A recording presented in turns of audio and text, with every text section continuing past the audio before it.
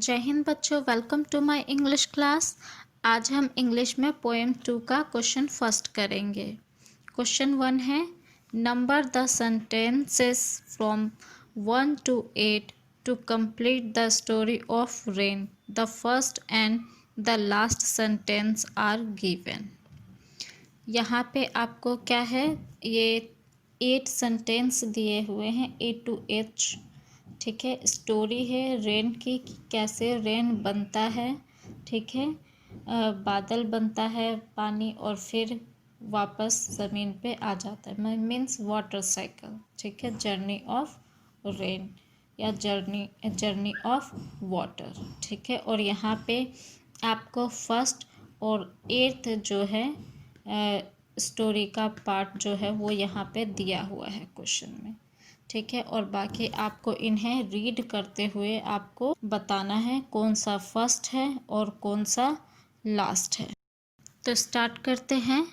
ए है, ए वाला पॉइंट है, the clouds sheds water when they become too heavy. ये पहला नहीं है। ठीक है, मैं आपको यहाँ पे नंबर्स बताती जा रही हूँ। क्या है, बी देखिए, बी क्या है, बी पे आप फर्स्ट नंबर डालेंगे, बी वाले बॉक्स पे। The water present on earth and in ocean heats up too. क्या हुआ, क्या कहा इसने, जो वाटर है, पानी है, जो धरती पे, अर्थ में, धरती पे, नदी में, या फिर वैसे ही जगहों में पानी इकट्ठा होता है ज़मीन पे। ओशन पे, जो समुद्र का जो पानी है वो क्या होता है, हीट अप होता है, गर्म होता है। ठीक है, सबसे पहले गर्म होता है पानी। ठीक है, तो इस पे क्या करेंगे, नंबर 1 डालेंगे। सेकंड नंबर पे क्या आता है, जब पानी गर्म हो जाता है। ठीक है, सूरज की किरणों से पानी गर्म होता है। ठीक है, और गर्म होने के बाद वो किस में बदल जाता है, वाटर वेपर में। वाटर किस में चेंज होता है, वाटर वेपर में। वाटर वेपर में मीन्स भाप में। ठीक है, वाष्प में। ठीक है, पानी का भाप बन जाता है गर्म होने के बाद। तो जी वाला देखिए, जी वाला, the heated up water changes into water vapour, कि पानी गर्म होने के बाद जो है वो वाटर वेपर में चेंज हो जाता है। तो इस पे सेकंड नंबर डालेंगे।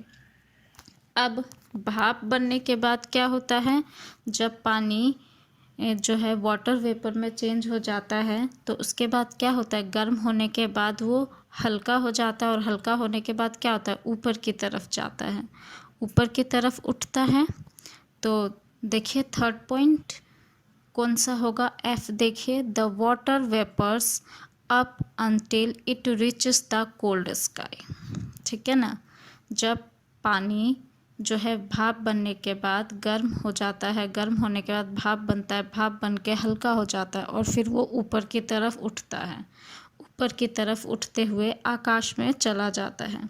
तो आकाश, जैसे जैसे हम ऊंचाई पे जाते हैं, क्या तापमान कम होता जाता है, यानी ठंड बढ़ती जाती है। हिल्स स्टेशन पे ठंड होती है ना, तो वैसे ही जब ये भाप ऊपर उठता है स्काई में, तो स्काई ठंडे आकाश में पहुंच जाता है वो भाप। ठीक है, तो एफ पे नंबर 3 डालेंगे।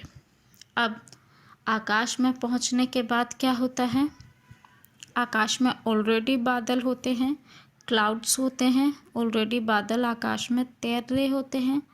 तो अब ये जब भाप, पानी का जो भाप पहुंचता है आकाश में, तो उन बादल के साथ वो इकट्ठा हो जाता है। तो फोर्थ वाला कौन सा होगा, सी पे देखिए, the clouds float in the sky and collect more vapours.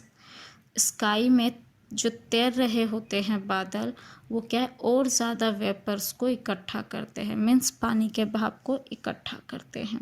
तो कैसे इकट्ठा करेंगे, पहले जो भाप बना हुआ है वो भाप ऊपर जाएगा, स्काई में पहुंचेगा, तभी स्काई में जो बादल ऑलरेडी पहले से तैर रहे हैं वो उनको इकट्ठा करेंगे। तो इस पे सी वाले पे फोर्थ नंबर 4 लिखेंगे।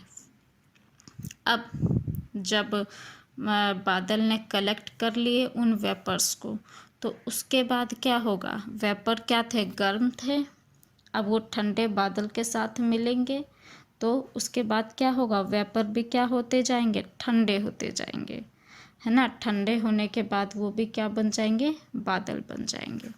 तो देखिए आगे 5th नंबर के लिए डी क्या है, डी क्या है, the vapours then cool down.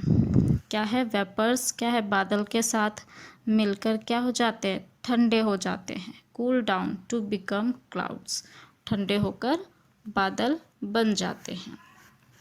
अब जब बादल में और ज़्यादा मतलब कि वेपर मिलके और ज़्यादा बादल बन गए, तो जब बादल बहुत बड़ा हो जाएगा तो क्या हो जाएगा, भारी हो जाएगा। तो जब भारी होगा तो वो नीचे की तरफ ही गिरेगा टूटकर, है ना।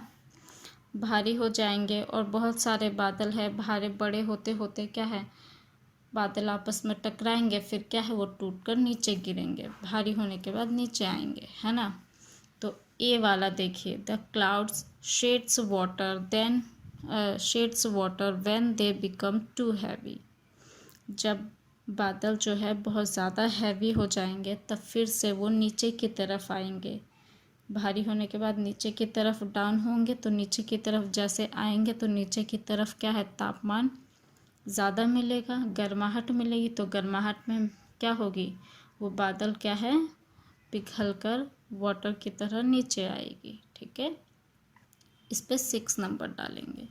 उसके बाद 7, जब नीचे आएगी तो नीचे क्या आता है, जहाँ पे गर्मी वाला स्थान होता है, जहाँ का टेम्परेचर ज़्यादा होता है, वहाँ रेनफॉल होता है। लेकिन जहाँ का एनवायरनमेंट ठंडा होता है वहाँ क्या होता है, स्नोफॉल होता है। वहाँ बारिश नहीं होती है, स्नोफॉल होता है ना। बारिश नहीं आती है, स्नोफॉल होता है। तो इसलिए क्या होता है, वाटर जो है, वाटर फॉल्स बैक, एच देखिए, the water falls back on the earth. Water जो है वापस अर्थ पे आती है, ठीक है, अर्थ पर वापस आती है। कैसे, अस रेन, हेल और स्नो, या तो बारिश के रूप में नीचे आएगी, वापस आएगी अर्थ पे, या फिर स्नो, बर्फ़ के रूप में, स्नोफॉल के रूप में। ठीक है, ये इस पे आप 7 नंबर डालेंगे। अगला है 8th नंबर के लिए, क्या होगा, जब बारिश होती है तो क्या होता है, बारिश सभी एनवायरनमेंट को, वातावरण को साफ़ कर देती है ना, क्लीन कर देती है। वातावरण में क्या है, हवा एकदम साफ़ हो जाती है, फ्रेश हो जाती है, अर्थ भी एकदम क्लीन हो जाती है, पेड़ पौधे साफ़ हो जाते हैं, सब कुछ क्लीन हो जाता है। तो 8th नंबर के लिए ई देखिए, the rain cleans and refresh the air and earth.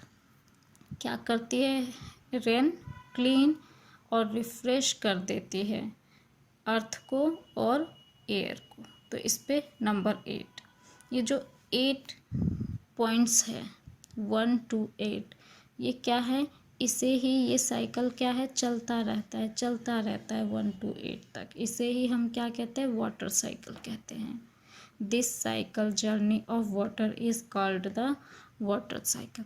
इसे ही हम वाटर साइकिल कहते हैं। ठीक है, journey of water, journey of rain.